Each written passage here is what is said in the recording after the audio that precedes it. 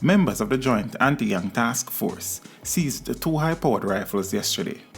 The weapons, one AK-47 rifle, a Benelli shotgun, and a ballistic vest were seized during targeted operations in Savannah Lamar, Westmoreland on Wednesday, May 4th.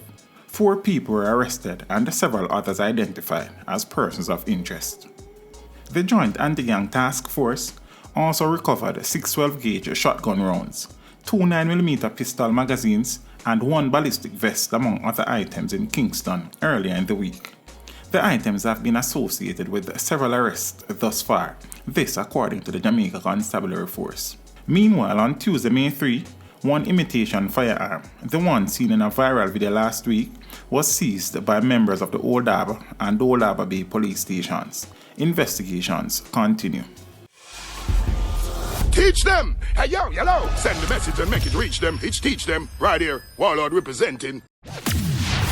Thank you for watching. Like the video before you go. Please subscribe if you haven't done so. And remember to share the video with your friends and family. And browse the channel for more quality content. Until next time, walk good, my friends.